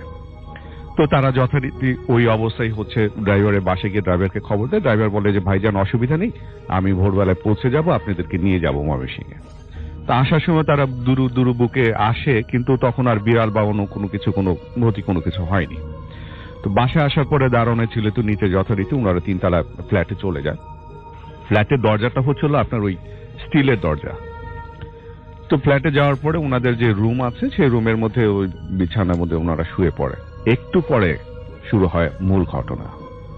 হঠাৎ করে তারা চিৎকার শুনে, একটা বিড়ালের ভয়ঙ্কর চিৎকার, এবং দরজার মধ্যে একটা মানুষ না, 4-5 জন মানুষ যদি ধাক্কাধাক্কি করে সেই রকম শব্দ হচ্ছে। তো তারা সাথে সাথে উঠে লাইট জ্বালিয়ে, হারিকেন জ্বালিয়ে, ওই দরজার মধ্যে একটা ফুটো ছিল, সেই ফুটোতে দেখেছে ঠিক যে বিড়ালটা ওনাদের কিছু পথ রোধ করে দিয়েছিল সে মাঠে, সেই বিড়ালটাই ওখানে সিঁড়ির ওখানে দাঁড়িয়ে সেই দরজার মধ্যে হচ্ছিল আপনার প্রচন্ড হারে ধাক্কা। মানে কোনো বিড়ালের পক্ষে এটা সম্ভব না যে এই রকম একটা মানে জোরে জোরে ধাক্কা দেওয়া। এবং গেট কিন্তু আটকানো, বিড়ালটা ঢুকলো কিভাবে। এবং আরেকটা যেটা ভৌতিক বিষয়, যেটা হচ্ছিল যে আশেপাশে যে জানালা আছে সেই শব্দগুলো ইকো হচ্ছে, মানে তারা জানালার কাছে যে যাবে যে সেই সিচুয়েশনটাও নেই। এবং তারা ওখান থেকে চিৎকার করে বিভিন্ন মানুষকে ডাকাডাকি শুরু করেছে, দৌড় করতেছে, এটা করছে সেটা করতেছে, কোনোতেই কোনো কিছু হচ্ছে না। এবং আরেকটা যেটা দুর্বিষহ বিষয় হচ্ছিল যে বড় ভাইটা যে লাথি মেরেছিল তার পাটা আস্তে আস্তে ব্যথা শুরু হয়ে যায়, এবং ঘন্টা কয়েক পরে হচ্ছিল পাটা একদম ফুলে যায়। তো এইভাবে কাটতে কাটতে সারা রাত তারা ঘুমায়নি, এবং চিৎকার চেঁচামেচি যত ডাকাডাকি করে, ফোন করা ট্রাই করেছে, ফোনেও কোনো কিছু হয় না, যেহেতু ট্রাঙ্কল সিস্টেম। তো ঠিক যখন পাশে যেহেতু মাদ্রাসা আছে, আজানটা যখন দেয়, আজানটা দেওয়ার পরে দেখে যে বিড়ালের শব্দটা নেই, তখন নিচ থেকে রেসপন্স আসে যে ভাইজান কি হয়েছে। তো বললো যে এইরকম ঘটনা, তোমাদের এত ডাকাডাকি করলাম। বলে না ভাইজান, আমরা তো কোনো কিছু শুনিনি। তো যাই হোক, সকালবেলা ড্রাইভার আসার পরে তারা ময়মনসিংহে চলে যায়। ওই দিন ময়মনসিংহে যখন যাওয়ার পরে হচ্ছিল যে বড় ভাইয়ের অবস্থা খুব খারাপ হয়ে যায়, এবং তার পাটা এত ফুলে যায়, ওখানে ডাক্তার যেহেতু স্বাস্থ্য মন্ত্রণালয়ে চাকরি করেন, ডাক্তার সবাই পরিচিত, ডাক্তার এক্স রে করেছেন, সব টেস্ট করে এবং হসপিটালাইজ হয়েছেন, কোনো কিছু হচ্ছে না, ব্যথাও কমে না, ফলাও কমে না। তো পরে ওনার বাবার সাথে বিষয়টা শেয়ার করুন। ওনার বাবা ওই দিনে আবার নেত্রকোনা ফেরত আসেন, এবং উনি যে পাশে যে মাদ্রাসা আছে সেই মাদ্রাসার হুজুরের সাথে কথা বলে। তো হুজুর বললো যে আচ্ছা ঠিক আছে, আমি একটা পানি পড়া আর একটু তেল দিয়ে দিচ্ছি, আপনি এটা লাগান, দেখেন ইনশাল্লাহ কাজ হয়ে যাবে। তো উনি ময়মনসিংহে ওই দিন রাত্রেবেলায় ব্যাক করে, এবং যখন ওই তেল পড়া এবং পানি করা হয়, ওনার অবস্থা অনেক ডেভেলপ হয়, এবং তারপরের দিন সকালবেলা নেত্রকোনা আবার চলে আসার পরে বড় ভাইয়ের আচরণে কিছু অসামঞ্জস্যতা দেখা দেয়। এবং এই বিষয় নিয়ে যখন মাদ্রাসার হুজুরের সাথে কথা বলে, এবং হুজুর পরে ওনাদের বাসায় আসার পরে দেখেন যে ওনার যে পরিস্থিতি দেখে উনি বললেন যে আসলে যেটা হয়েছে যে ও পজেসড হয়েছে জিন দ্বারা। এবং ঘটনাটা হয়েছে যে যেহেতু ওইখানে আশেপাশে লোকজনের পোলাপানদের সাথে ওদের পরিচয় হওয়ার কারণে সে যেটা আপনার হচ্ছিল যে ওই বাইরে ঘুরতো। তো হুজুর যেটা ওই এক্সোসিজম যখন করেন, তখন ওর মুখ থেকে যেটা ঘটনা যে জিন দ্বারা সে পজেসড হয়েছিল, সেই জিনের বাড়ি হচ্ছে দুর্গাপুর, যেটা হচ্ছে ইন্ডিয়ান বর্ডারের কাছে। সেই একটা তার মানে সঞ্জিদাস, আমরা চলে যাচ্ছি আমাদের আবারও প্রথম অতিথির কাছে। আপনি বলছিলেন যে আপনার বেশ কিছুদিন থেকে আপনার জীবনটা একদম তছনছ হয়ে গেছে, এরকম একটা ব্যাপার। নরমাল না, ওয়াই? কারণ প্রতিদিনই কিছু না কিছু আমি দেখছি, এক্সপিরিয়েন্স করছি। আমার রাতে ঘুম হলে নানা রকম উল্টাপাল্টা স্বপ্ন দেখি। স্পেশালি আমার সাথে যেটা হয়, আমার একটা বদ অভ্যাস আছে, আমি মিডনাইটে ছাদে হাঁটাচলা করি। ওয়াই? আমার ভালো লাগে। আচ্ছা, এক একজন এক এক রকম দিনে, গরমের দিনে সব সময় শীতের দিনে আমার আরো বেশি মজা লাগে। আচ্ছা, ওকে। তো এই হাঁটাহাঁটি করতে গিয়েই অনেকবারই আমার চোখে ধরা পড়েছে যে জিনিসটা, আমি আমার নিজেকে দেখতে পারি। আমি দরজা খুলে ছাদে ঢুকবো, মানে ছাদের দিকে যাব, সে সময় আমি দেখছি যে আমি ছাদে বসে আছি। আপনি আপনাকেই দেখতে? আমি আমাকেই দেখতে পারতেছি। হ্যাঁ, তো জিনিসটা আপনি দাঁড়িয়ে আছেন এবং উনি বসে হ্যাঁ আছেন। উনি বসে আছেন, আমি ছাদে পা দেওয়ার সাথে সাথে সেম জামা কাপড়? না, আচ্ছা জামাটা কখনোই সেম থাকে না, টোটালি ব্ল্যাক, আচ্ছা। টোটাল ব্ল্যাক আউটফিটে থাকে। আর ইউ ডোন্ট নো ওয়াই, মানে হ্যাঁ, আমি এটা বুঝতে পারি না কখন। তবে অফিয়ারে আমি একটা জিনিস বলি নেই, আমার ডুপ্লিকেট নিয়ে একটা স্টোরি আছে।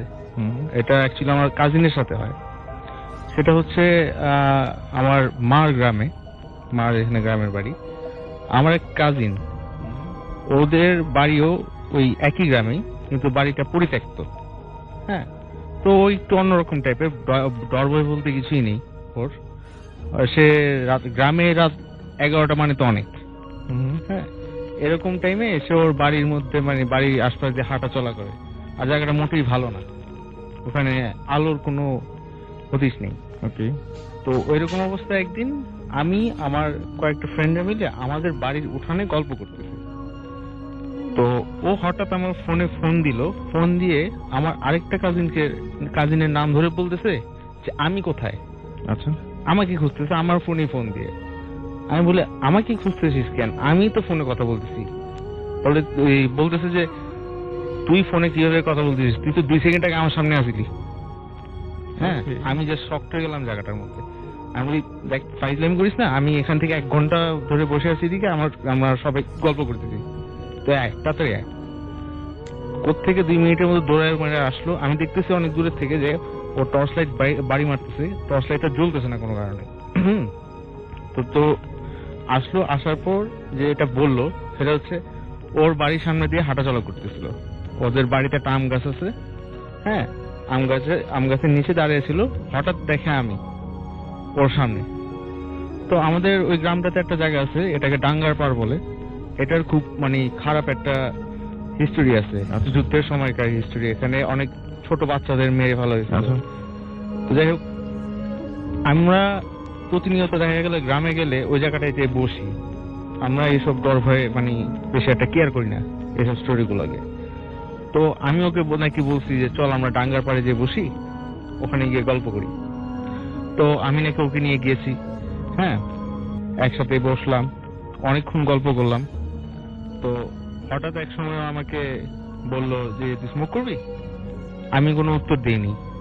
তো ও আমাকে বলল মানে স্মোক কর, আমি তোর বের করে দিই। ও সিগারেটটা প্যাকেট থেকে বের করে আমার ওর নিজের মুখে ধরাবে। হ্যাঁ, তো যেই নাকি আগুনটা ধরিয়ে সিগারেটটা ধরিয়ে আমার কাছে দিবে, সাথে সাথে দেখা আমি নাই ওর সামনে। আশপাশে তাকায় কোনো জায়গায় নেই।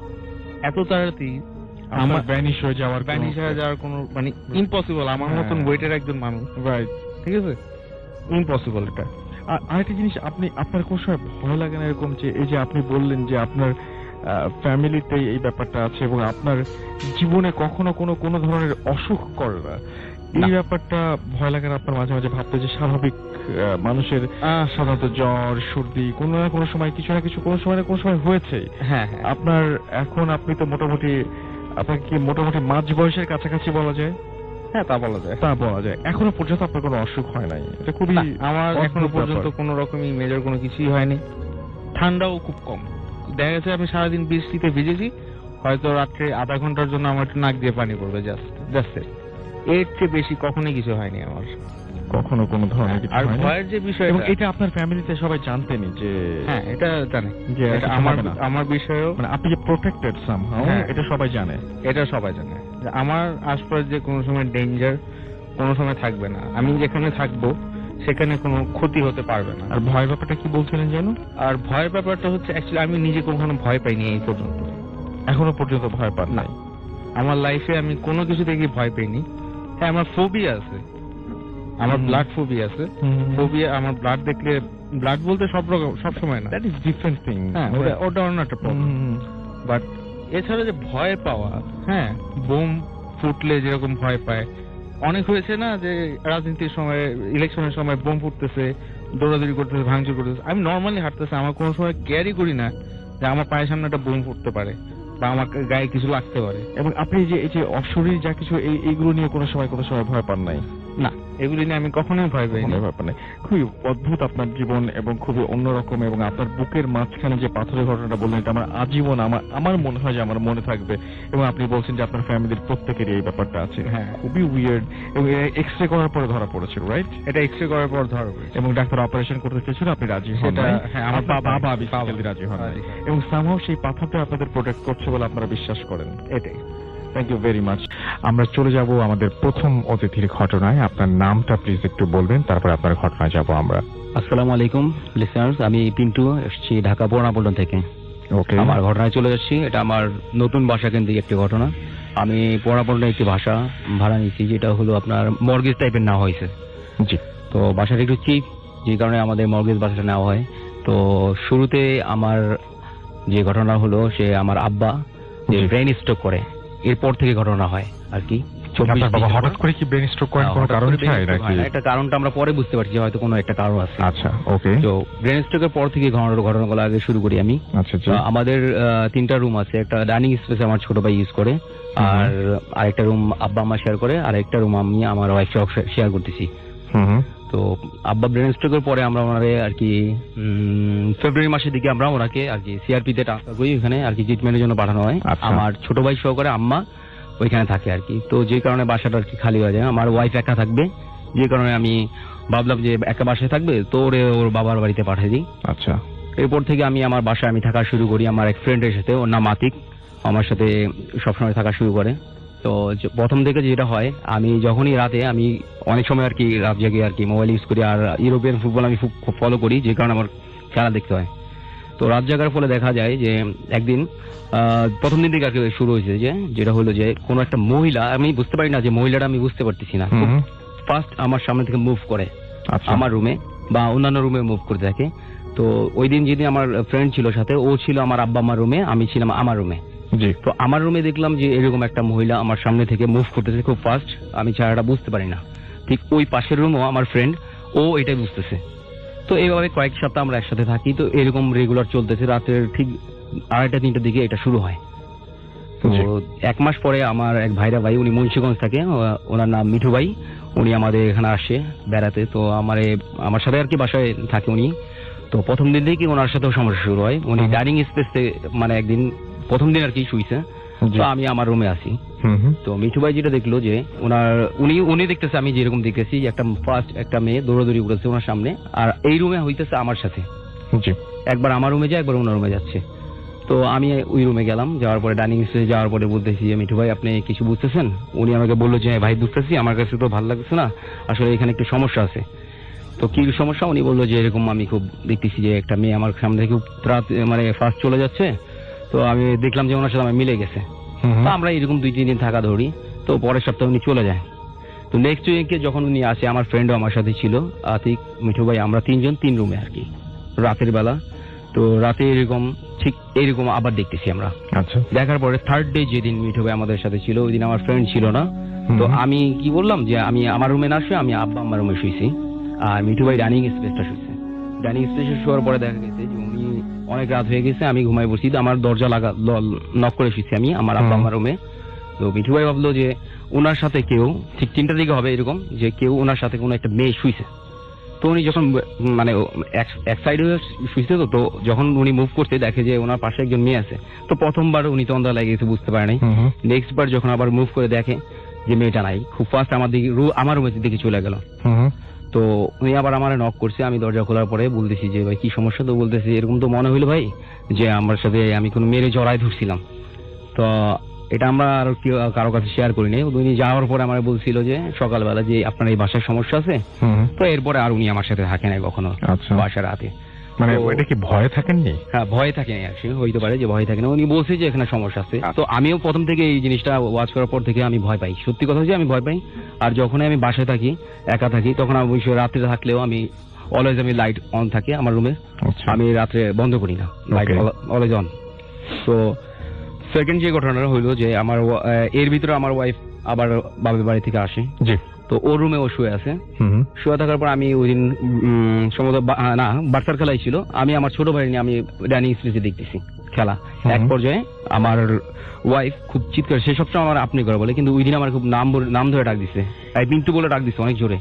তো আমি দৌড়া গেছি, যাওয়ার পরে তখন সে আমার বললো যে আমি একজনকে দেখলাম যে আমার পাশে সামনে দাঁড়ায় আছে, আমাদেরকে তাকায় আছে, খুব কালো কুচকুচে একটা অবয়ব মানুষের মতো, কিন্তু বোঝা যায় নাই যে কি আসলে। তো আমি আবার লাইট অন করে বললাম কিন্তু কোনো সমস্যা নেই, আচ্ছা ঠিক আছে তাহলে একসাথেই থাকি। আমরা খেলা শেষ করলাম, একসাথে থাকলাম। তারপরে একদিনের ঘটনা, যেটা আমি শুয়ে আছি, তো মনে হলো যে আমার বারান্দা থেকে হাঁটতে হাঁটতে একটা কালো কুচকুচে একটা অবয়ব, এটা আমি বুঝতে পারিনি যে এটা মেয়ে কিনা, কিন্তু আমি দেখতেছি যে আমাদের আগে আসতেছে। অলরেডি তখন রাতে 3টা 3:30 বাজে, আমার ওয়াইফ অলরেডি ঘুমে আর আমি তখন জাগনা ছিলাম, কিন্তু আমি বলতে পারতেছিলাম না যে আমি কিছু দেখতেছি। মানে অলরেডি আমার ওই শক্তিগুলো নাই আমার শরীরে যে আমি বলবো। আমি এত ভয় পেয়েছি যে আমি বলতে পারতেছি না। ও আমার সাথে আমার হাত লাগাও ছিল, যে কোনো বোবাই ধরবে এরকম কিছু না। ওই অবয়বটা আমার প্রথমে ওর হাতটা চাপ দিয়ে আমার নাকের উপরে ধরছে, ধরার পরে নাকের উপরে ধরে, অবয়বটা আমার নাকের উপরে চাপ দিয়ে ধরে, তারপর আমার মুখের উপরে, ঘাড়ের উপরে, মানে বুকটার উপরে বসার চেষ্টা করে। বুকটার উপরে বসছেও, তো আমি অনেক চেষ্টা করছি আমার নিজের সারানোর জন্য, কিন্তু আমি এক পর্যায়ে যে 1-1.5 মিনিট পরে আমার ওয়াইফ তখন আমার ধরছে, আমি ওরে বললাম যে আমি চিৎকার দিয়ে উঠছি, তখন আর ওই জিনিসটা আমি আর দেখি নাই। তো পরবর্তীতে যখন আমি বললাম যে এরকম আমি দেখছি যে একটা কালো কিছু আমার ভর দিয়ে আমার মুখের উপরে বসছে, আমার মুখের উপরে বসছে, তো ও এটা বললো যে আমি এই জিনিসটাই আমি দেখছিলাম। ও এই জিনিসটা দেখছে, কালো অভাবটা দেখছিল যে ওর সামনে দাঁড়ায় আছে। জি, তারপরের ঘটনা যেগুলো দেখা যাচ্ছে, জুলাই মাসের দিকে আমার আব্বা আমার আমি চলে আসছি সিআরপি থেকে। ওখানে ট্রিটমেন্টটা আমার কাছে পছন্দ হয় নাই, যে কারণে আমার বাসায় নিয়ে আসছি। আমার আব্বা আমাকে, ছোট ভাইকে বাসায় নিয়ে আসি। বাসায় নিয়ে আসার পরে তো আমরা ওইরকম রেগুলার থাকা শুরু করি নতুন বাসাটায়। তো এবার শুরু হয় মার সাথে প্রবলেমটা। মার সাথে কি প্রবলেম রইতেছে, মা দেখা যাচ্ছে যে সন্ধ্যার দিকে, একটু আগ দিকে যদি রেস্ট করতেছে, যদি ঘুমায় থাকে, আমার ডাক দিতেছে একজন মহিলা। আর আম্মা যেটা দেখছে যে মহিলাটা ওনার কাছে খুব স্পষ্ট দেখছে যে এই মহিলাটা ওনার দিকে তাকায়, খুব বিদঘুটে একটা হাসি, মানে একটা ভৌতিক হাসি, দেখলেই অনেকে ভয় পাবো, যে এই হাসিটা দিয়ে ওনার ডাক দিতেছে এই হোট, মানে যখনই রেস্ট করে যে এই উঠ বলে আর কি ডাক দেয়। তো এর ভিতরে যে ঘটনা হয় যে 2 মাস আগে আমার আম্মা আব্বা এক রুমে শুয়ে আছে। তো রুমটা দেখা যায় অনেক সময় গরম হইলে মা দেখা যায় ফ্লোরিং করে, ঠান্ডার জন্য একটু ফ্লোরিং করে, কিন্তু যে জায়গাটা ফ্লোরিং করে ওই জায়গাটা থেকে বারান্দায় যাওয়া আসা করা যায়। তো আমার মনে হলো যে ওই অবয়বটা সম্ভবত এই লাইনটা ইউজ করে, যে বারান্দায় যাওয়া আসার পথে বাধা পড়লে এই জন্য ডিস্টার্বটা করে। আমার কাছে মনে হয়েছে, আসলে এটা কোনো ভিত্তি নাই, কিন্তু আমার কাছে মনে হলো। আম্মা যখন শুইছে, তো শোয়ার পরে আমাকে অনেকভাবে ডিস্টার্ব করছে। ডিস্টার্ব করার পরে এক পর্যায়ে আমার পায়ের নিচে একটা মানে চেয়ার, কাঠের চেয়ার ছিল। তো কাঠের চেয়ারটা মনে হয় না যে মানুষ ছাড়া কেউ তোলা অসম্ভব একটা ব্যাপার, ওই চেয়ারটা তুলে ওনার পায়ের উপরে ফেলে দিছে। আর আমি আমার রুম থেকে শুনতেছি যে ওইটা খুব বিদঘুটে একটা সাউন্ড করে। আমাকে একজন মানুষ যখন রাগ হয় নাকে মুখে যেমন একটা সাউন্ড করে, সে সাউন্ড করলেই আমার উপরে মানে এরকম একটা সাউন্ড আমি পাচ্ছি। তো আমি একটা জিনিস মিসিং করছি, যে প্রথমবার যেটা আমি যখন এটা বুঝতে পারলাম যে এরকম কিছু, যে আমার ভাইয়ের রুম যেটা মানে যে রুমে ও থাকে, সেই রুমে জানলাটা একটা ভাঙা আছে, একটা জানলা ভাঙা আছে, একটা কাঁচ ভাঙা আছে, ওইখানে আমি বসা আছি। তো প্রথম যেদিন আমি যেটা ফিল করছি সেটা মানে অনেক মানে রাগান্বিত একটা কণ্ঠে, যে সে নিঃশ্বাস প্রশ্বাস নিয়ে যাচ্ছে আমার পিছন দিক থেকে। আমি জানলার পাশাপাশি বসছিলাম, মোবাইল ইউজ করতেছি। তো একটা গরম বাতাস আমার ঘাড়ে লাগার এক পর্যায়ে ওই সাউন্ডটা হয়। আমি মানে ভয় পেয়েছি, আমার শরীরে পশম টসম ঘাড়ে গেছে। তো দৌড় দিয়ে আমি ডান দিকে আব্বা আমার রুমে চলে যাই। তখন আমার ফ্রেন্ড আতিক ছিল, ও বলে যে ভাইয়া আপনি এক কাজ করেন, যেহেতু ভয় পেতেছি আমরা অনেকদিন ধরে, আপনি এই কাজটা করেন যে কোরআন শরীফ নিয়ে আসে ওই যে পাশের রুমে থেকে, যে এটা আপনি এই রুমে রাখেন, যেহেতু এই রুমে সমস্যাটা হইতেছে। আর এই রুমের এই ভাঙা কাজটা দিয়ে ওই মহিলাটাকে ওই অতটুকু ফাঁকা জায়গা দিয়ে আমার আম্মা দেখছে মহিলাটা ভ্যানিশ হয়ে যেতে, ওইখান থেকে বের হয়ে গেছে বাইরে। আর হ্যাঁ, আতিক যে কারণে আমার বাসায় থাকে না, সেটার কারণ আমি গত কয়েকদিন আগে ফাইন্ড আউট করছি। ও আমাকে বলে যে ভাই আমি যেটা দেখছিলাম আপনার বাসায়, এই জন্য আমি আপনার বাসায় আর যাই না। ওর রিকোয়েস্ট করলে আমার সাথে থাকতে চায় না। তো ও দেখছে যে আমার ভাইয়ের জানলাটা থেকে একটা শাখা সিঁদুর পর একটা হিন্দু মহিলা টাইপের, যেহেতু শাখা সিঁদুর পড়ছে অবশ্যই সে হিন্দু টাইপেরই হবে, একটা মহিলা ওই শূন্য পাশে সে হাইটা চলে যেতেছে, মানে ক্রস করে গেল, 3টা জানালা পরপর ক্রস করে গেল। এমনকি তার দিকে সেম ভাবে আমার আম্মার দিকে যেভাবে হাসি দিয়ে তাকাইছে, সে ওইভাবেই সে ভয়ানক ভাবে হাসিটা আতিকের দিকে তাকাইছিল। তো আতিক এরপর থেকে থাকে নাই। লাস্ট 3 দিন আগে ওর আমি রিকোয়েস্ট করছি, আমার ওয়াইফ ছিল না, যে আমি একা ভয় পাইতেছি, তুই এক কাজ কর আমার সাথে থাক। সে থাকে নাই। তো আমি আমার সাথে রুমে আমার মতো আমি থাকা শুরু করতেছি। তো এখন পর্যন্ত এই বাসাটায় মূল সমস্যা যেগুলো হচ্ছে সেগুলো হলো যে আপনার বিভিন্ন ধরনের নুপুর সাউন্ড পাচ্ছি, প্লাস আমরা বিভিন্ন ধরনের হাড়ি পাতিল গুলো নাড়াড়ি শব্দ পাচ্ছি। তারপর আপনার শব্দগুলো হচ্ছে আপনার 3টা থেকে 3:30টার ভিতরে, 3:30টার ভিতরে শব্দগুলো হয়। আর প্রত্যেক দিনই কোনো না কোনো নতুন ভাবে কাউরে ভয় দেখানোর চেষ্টা করছে। আমার বাসায় যারা থাকছে আজ পর্যন্ত সবাই এটা এক্সপেরিয়েন্স করছে। ওকে, হ্যাঁ। সো দিস ইজ তো আর আমার আব্বার ব্যাপারটা হলো যে উনি খুব সিনসিয়ার লোক, যে উনি একজন গভর্নমেন্ট এমপ্লয়ার, তো ওনার কোনো কিছু ভুল হওয়ার কথা না। ওনাকে আমি চেষ্টা করছি অনেক কিছু ভাবে জিজ্ঞেস করার যে আব্বা আপনি কিছু দেখছেন কিনা, যে হয়তো এটার কারণও হইতে পারে। তো এই বাসার একটা আমার কাহিনী আমি যেটা জানতে পারছি যে আমাদের আগের ভাড়াটিয়া যে ছিল উনিও মর্গেজ টাইপের নিছে, একটু কমে ভাড়া নিছে। তো ওনার আব্বাও প্রথম মাসে ঢোকার পরে ব্রেন স্ট্রোক করে, ব্রেন স্ট্রোক করার পরই কিছুদিন পরে মারা যায়। এই ব্রেন স্ট্রোক ওনার বাবাও করে? ওনার আব্বাও করছেন। তখন নিশ্চয়ই আপনার ফার্স্ট টাইম রিয়ালাইজ করতে পারলেন যে এটা আসলে, হ্যাঁ, এটা জানার পরে আমি করছি, মানে নরমাল কিছু না, মানে আপনার বাবার যে ব্যাপারটা ঘটেছে এবং সেটা খুব অল্প সময়ের মধ্যে তার জীবনেও ঘটলো। তো ভাইয়া সবচেয়ে মানে সৌন্দর্যের ব্যাপার যেটা বাড়িয়ালি যার সাথে কন্ট্যাক্টটা হয়েছে আমাদের, উনি কিন্তু কিছুদিন পরেই বাসাটা লিভ করছে। তো কি কারণে কিছু বলে নাই, কোনো ভাড়াটিয়া বলে যায় না এখন পর্যন্ত। তো ওনার মাধ্যমে জানি নাই, কিন্তু এটা আমি আরেকজনের কাছ থেকে জানতে পারছি যে সম্ভবত আমার রুমে বা আমার আব্বার রুমে যে কোনো একজন মানে মেয়ে ফাঁসি নিয়েছে এর আগে, এটা হইতে পারে। তো আব্বাকে জিজ্ঞেস করার পরে আব্বা তো স্পিচ চলে গেছে ব্রেন স্ট্রোকের পরে। তো আমি নিউরোসায়েন্সেও দেখাইছি, অনেক ডাক্তারই বলছে এত বড় ব্রেন স্ট্রোকের পরে মানে বাঁচার সম্ভাবনা থাকে না, দেখা যায় ম্যাক্সিমাম ক্ষেত্রে মারা যায় বা বিছানায় পড়া যায়। কিন্তু আমার আব্বা আল্লাহ চাইছেন ভালো আছেন, যে বিছানায় পড়ে যায়নি, স্পিচটা ভালো মানে চলে গেছে। তো এই জন্য আর কি আমি মানে খুশি যে উনি বিছানায় পড়ে যায় না, কিন্তু আমার মনে হয়েছে যে উনি কিছু দেখছেন ওই দিন, ওই সময়টা দেখার পরে হয়তো উনি ভয় পাইছেন। আর ওনার কোনো ব্যাপারে কোনো ভুল না, আমি ছোটবেলা থেকে উনি কখনো দেখি নাই যে কোনো কিছুতে ভুল করছেন অফিসে যাওয়ার সময়। তো ওই দিন খুব ভোরবেলায় উঠছেন, ব্রেন স্ট্রোকটা মানে পরপরই উনি ভোরবেলা উঠছেন। তো অফিসে চলে যখন যায় ওনার মানিব্যাগ ভুল হওয়ার চান্স নেই, আর ওনার মানিব্যাগ আমরা কখনো ধরি নাই বা উনি মানিব্যাগ ফেলাই যাবেন না কখনো। না ঠিক আছে, আমি সেটা বুঝতে পেরেছি, বাট আপনাদের ওই বাসাটায় প্রবলেম আছে এটাই বলছেন। আপনার ওয়াইফ আছেন, তার সঙ্গে আমরা একটু কথা বলতে চাই এবং জাস্ট এটা ঘুরিয়ে দিলেই হবে। আমি জাস্ট একটু কথা বলতে চাই, সেটা হচ্ছে যে আপনিও সেম বাসাটাতে আছেন। তো আমি জানতে চাই যে এই বাসাটায় আপনি কি কি আচ্ছা, তার আগে আপনার নামটা জানি আমরা সবাই। হ্যালো লিসনার্স, আমি তুলি, পুরোনো পল্টন থেকে আসছি। জি, আপনার নামটা তো শুনলাম আমরা, এখন জিজ্ঞেস করছি যে একই বাসায় আপনিও আছেন, তো এই বাসাটায় বেসিক্যালি আপনার কি কোনো ধরনের কোনো প্রবলেম হয় কখনো বা হয়েছে কখনো আপনার কোনো প্রবলেম? এই জি ভাইয়া, আমার যখন আমার শ্বশুর স্ট্রোক করে, উনি সাভারে চলে যায়, সেক্ষেত্রে বাসায় প্রথম কিছুদিন আমি একাই ছিলাম, যার কারণে প্রথম থেকে আমি এটা এক্সপিরিয়েন্স করেছি যে মনে হতো যে ঘরের মধ্যে কেউ এই রুম থেকে ওই রুমে হেঁটে চলে যাচ্ছে। তো যার কারণে আমার মনে হতো যে আমার এটা ভুল হতে পারে, আমার মনের ভুল, যার কারণে আমি প্রথম কিছুদিন এটা দেখার পরেও নিজে মানে বুঝিয়েছি যে এটা ভুল দেখেছি। যখন রেগুলার এটা হচ্ছে, তখন আমার মনে হলো যে না, এটা আসলে আমার মনের ভুল না, কারণ যদি মনের ভুল হয় এটা প্রতিদিনই হবে না।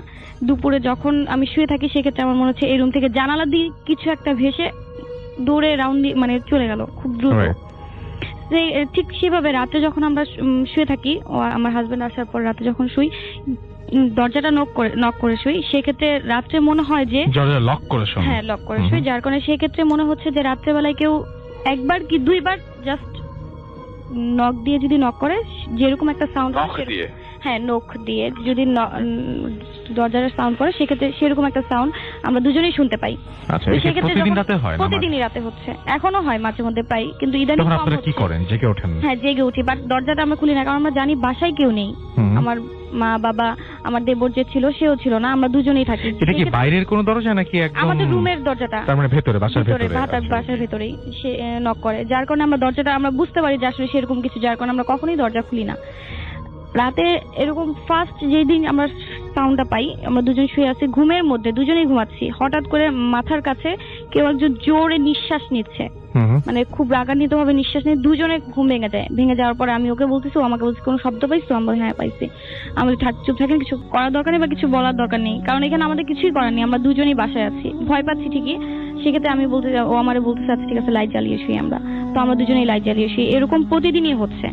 দুপুর টাইমটাতে যখন আমি বাসায় একা থাকতাম, শুয়ে থাকি, এখনো হয় সেটা, যখন শুয়ে থাকি 2টা কি 3টার দিকে দুপুর বেলায়, 1 কি 2 সেকেন্ড সময় মনে হবে যে খুব একটা পাওয়ারফুল একটা আতর অথবা ফুলের কোনো ঘ্রাণ জাস্ট 1 কি 2 সেকেন্ড থাকবে ওই রুমটাতেই, ওই জায়গাটাতেই, বারান্দা দিয়ে আমার বাসার। সেটা কি প্রতিদিন একই সময় হয়? প্রতিদিনই একই সময় হচ্ছে। আচ্ছা। কিছুদিন যাবত এখন কম হচ্ছে, বাট এতদিন রেগুলার যখন বাসায় কেউ ছিল না, রেগুলার প্রতিদিনই একই টাইমে একই মানে যেই গন্ধটা সেটা আসতো, আচ্ছা। বাট এখন সেটা হচ্ছে না। তো একদিন রাতে আমার হাজবেন্ড ও রাতে প্রায় খেলা দেখে, সে বলেছে। তো আমার দেবর আর ও সামনের রুমে খেলা দেখছে, ড্রয়িং রুমে বসে। আমি আমার রুমে একাই শুয়ে আছি, লাইট নিভিয়ে শুয়েছি। একা থাকা সত্ত্বেও আমি লাইট নিভিয়েছি, কারণ লাইট না নিভাইলে আমার ঘুম আসে না। তো অন্ধকারের মধ্যে হঠাৎ করে আমার চোখ খুললো, মানে কেন আমার ঘুম ভাঙলো বুঝলাম না আমি, বাট স্বপ্নে কিছু দেখিনি, এমনি ঘুম ভাঙার পরে আমি তাকাই, আমার মাথা মানে সামনে দেখি যে কিছু একটা খুব কালো অবয়ব কিছু একটা তাকিয়ে আছে, যেটা কিনা আমার দিকে খুব রাগান্বিত ভাবে বড় বড় চোখে দাঁত দিয়ে আমার দিকে তাকিয়ে আছে, যেটা দেখে আমি মানে খুব ভয় পেয়ে যাই। যেটা আমি দেখেছি, আমি যদি মানে হয়তো বা আপনারা বুঝতে পারছেন না, খুব ভয়ঙ্কর ভাবে আমার দিকে তাকিয়ে আছে হাসি দিয়ে। তো আমি আমার হাজবেন্ডকে কখনো নাম ধরে ডাকি না, সেদিন ভয়ে আমি খুব জোরে নাম ধরে ডাকছি, যেটা কিনা শোনা ওনার কথাও না, মানে এত জোরে আমি ডাকছি উনি শুনেছে, কারণ খেলা দেখতেছে, সাউন্ড অনেক দেওয়া, টিভির সাউন্ড অনেক জোরে দেওয়া ছিল। এই রুম থেকে সামনের রুমে এত জোরে চিল্লেছে, উনি দৌড়ে আসছে, দৌড়ে এসে পরে আমাকে বলছে কি হয়েছে কি হয়েছে। তো আমি তখন ওকে রাত্রে কিছু বলিনি, পরে সকালে আমি ওর সাথে শেয়ার করি এটা। জি।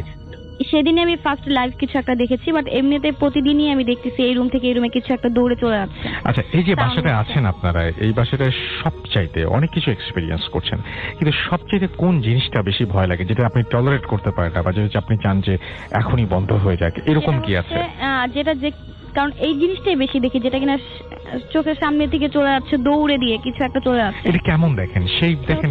কোন শেপ একটা মানে ছায়া, যেরকম যদি আপনি যদি দেখেন যে একটা মানুষ দাঁড়িয়ে থাকলে আলোর অপোজিটে যে একটা ছায়া দাঁড়িয়ে থাকে, অন্ধকার একটা ছায়া, ঠিক সেরকম একটা ছায়া লম্বা কিছু একটা। এই রুম থেকে এই রুমে আমাদের একটা জানালা আছে ড্রয়িং রুমে, সেই ভাঙা জানালাটা কাঁচ ভাঙা বলেছে আমার হাজবেন্ড, তো সেই জানালা দিয়ে কিছু একটা দৌড়ে চলে যাচ্ছে, বের হয়ে যাচ্ছে, এই জিনিসটা দেখা যায়। এটা খুব বেশিই দেখা যায়, এটা সবাই ফেস করে। আমার বাসায় যারা আমরা 5 জন মেম্বার আছি, সে 5 জনই দেখি। ওকে, সো আপনারা সবাই প্রত্যেকে এই জিনিসটা দেখেন? হ্যাঁ, মাঝে মধ্যে দেখি প্রায় আপনার রাত্রেবেলায় প্রায় দেখি নুপুর পরে কেউ একজন হাঁটতেছে, নুপুরের শব্দ দেখা যায় না কি হাঁটতেছে, বাট নুপুরের শব্দটা পাওয়া যায়। ওকে, সো এই হচ্ছে ঘটনা। Thank you very much. চলে যাচ্ছি আমাদের সেকেন্ড অতিথির কাছে। আপনার নামটা প্লিজ একটু বলবেন, তারপরে আমরা আপনার ঘটনায় যাব। হাই লিসেনার্স, ম্যাজিক ফ্রম পুরান ঢাকা, সূত্রপুর থেকে। ওকে ম্যাজিক, আমরা আপনার ঘটনা শুনি। বলতে যাচ্ছি সেটা বেসিক্যালি আমার ফ্রেন্ড সুজন থেকে কালেক্ট করা। জি।